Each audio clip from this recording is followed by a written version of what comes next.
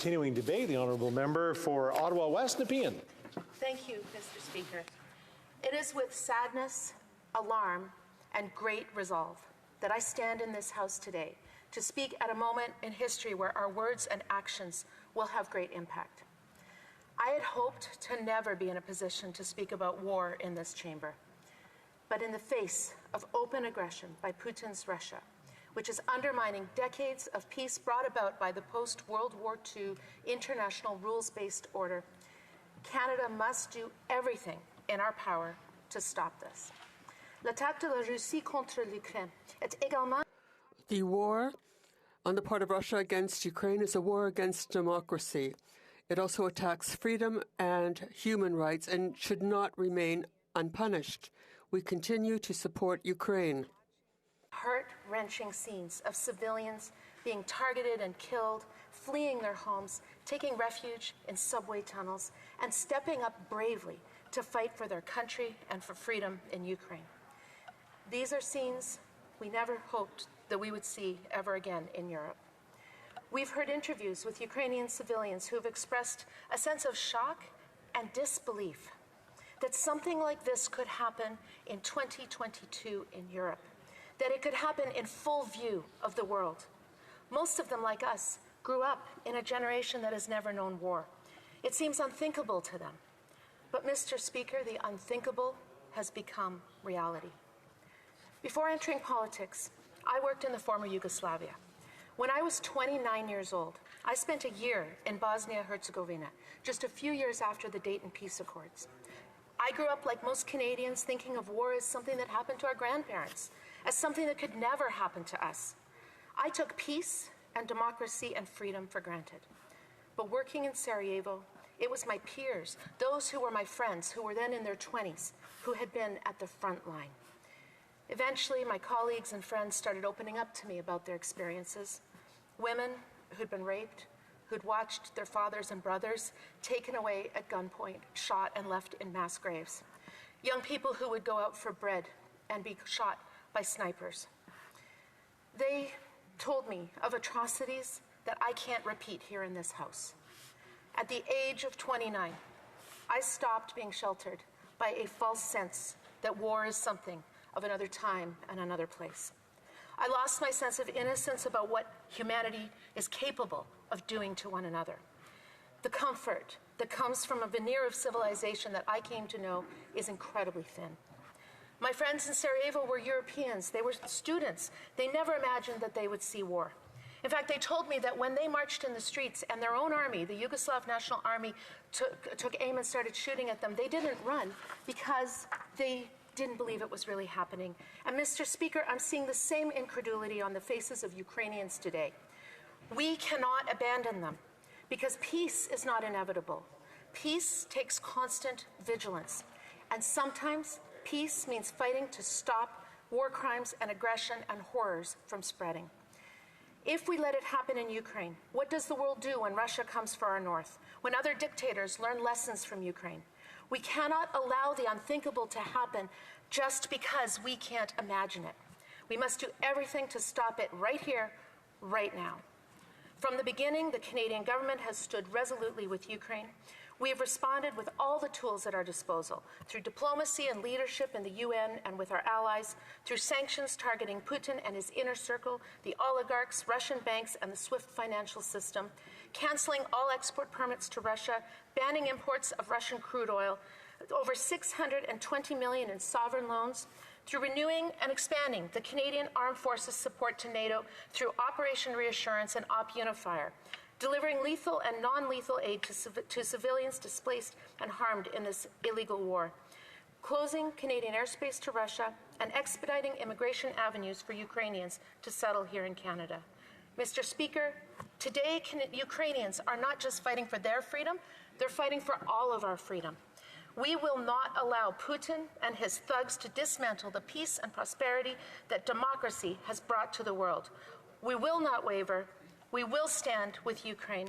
Slava Ukraini. Thank you, Mr. Speaker. Questions and comments? Question et commentaire. The honourable member for Simcoe North. Thank you very much, Mr. Speaker, and thank you to my honourable colleague for her intervention and her contribution to tonight's conversation. I've been hearing from some constituents, including one that actually just passed through one of the border crossings from Ukraine into Poland. And one of the things he mentioned to me was the lack of supplies and necessities that people at the border have to support those individuals, blankets in cold in the elements. Many of these individuals fleeing are women and children. I'm wondering if the honourable member would like to comment on some of the humanitarian aid that we could provide and if she would support increasing that support. Thank you. The Honourable Parliamentary Secretary. Thank you, Mr. Speaker, and I thank my honourable colleague for that question. I agree 100% with my colleague. We've already seen that we have created the matching fund with the Canadian Red Cross of $10 million. That is just a start. We've already provided $35 million in development aid, another $15 million in humanitarian aid. We are working with other countries, not just for Canada to step up further, but for other countries to also step up. We are taking a leadership role, and I know that the honourable member will hear more in the coming days. Thank you. Question et commentaires, questions and comments. The Honourable Member for South Okanagan, West Kootenay. Well, thank you, Mr. Speaker, and I'd like to thank the member from Ottawa, West Nepean, for her speech. The previous speaker, my colleague, asked about why Canada doesn't provide visa-free travel for Ukrainians when we have the largest Ukrainian diaspora in the world, and 141 other countries offer that. But what I would like to know is, will the government automatically extend the visas of Ukrainians who are here in Canada now, whether they be student visas or work visas, so that they're not forced to go back to Ukraine at this time? The Honourable Member for Ottawa West Nepean. Thank you very much, Mr. Speaker, and I thank my honourable colleague for that question. And yes, we are extending visas for those Ukrainians who are here in Canada on temporary visas. We are expediting all immigration visas. We're creating corridors for Canadians, for permanent residents and their families to be able to come here. And I thank the honourable member for his advocacy, because these are incredibly important moments to be able to bring as many people as we can to safety, and those who are already in Canada to not have the stress of worrying that they're going to have to return home. Thank you. Question et commentaires, questions and comments. L'honorable The Honourable Member for Rimouski, Neige, Témiscouata, Basque. Thank you, Mr. Speaker. And I'd like to thank my colleague for her speech. Mr. Speaker, we know that Canada and its allies have removed the Russian banking system from SWIFT, but there are still a number of banks that we need to pull out of this system. So what is the government's plan to completely eradicate all Russian banks from SWIFT? Nepean. Yes, thank you very much to my colleague and Mr. Speaker. We have been working in very close coordination with our allies, with like-minded countries, to be sure that we are standing united in making sure that Putin, that the oligarchs, that the banking system is going to be completely isolated in the world. You heard the Prime Minister very clearly say that we want to remove Russia from the SWIFT system.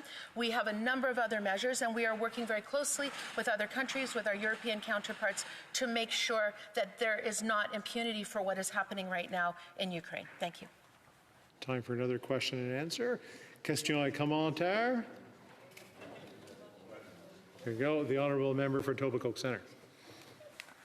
Thanks very much. Thanks very much, Mr. Speaker. And I'd like to thank the member for her, not just her remarks, but for her advocacy and her work, particularly in her role as in her parliamentary secretary role. And going to that, I'd just like to ask her if she could speak to summarize for folks watching at home what some of the key things are that Canada has done from a humanitarian perspective and needs to be focused on in the days and the weeks to come. Honourable Member for Ottawa West Nepean. Yes, thank you very much, Mr. Speaker, and I want to thank the member for Etobicoke Centre for his incredible advocacy on this and for his untiring and unwavering work in this area.